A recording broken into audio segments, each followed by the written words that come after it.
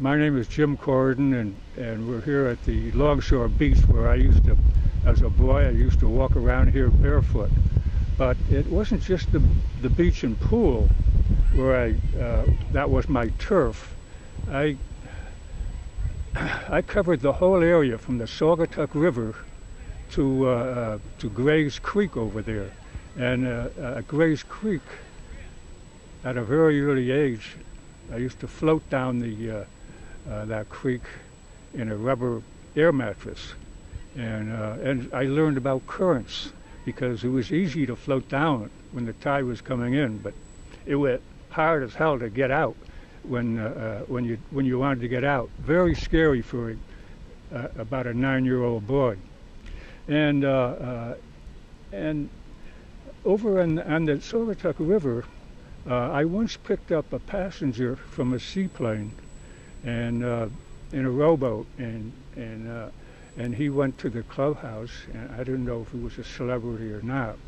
And we also, a friend and I also used to chase butterflies, not chase them so much as try to catch these exotic butterflies that, not the monarchs, but the other types that, but we weren't too successful. But I got to know the area pretty well.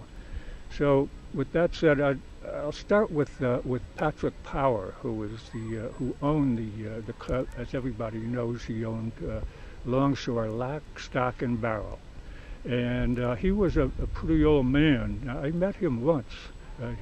He was well liked by the members of this club. They called him the Colonel, and I met him once at an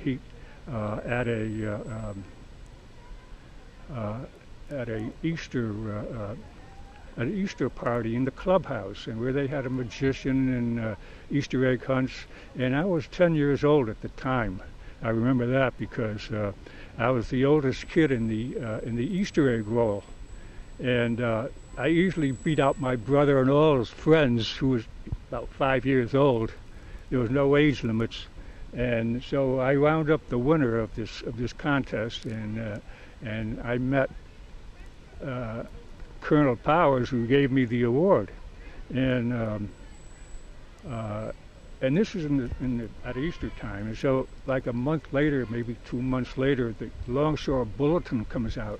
Now, this bulletin was like the town crier. It was, the type of paper.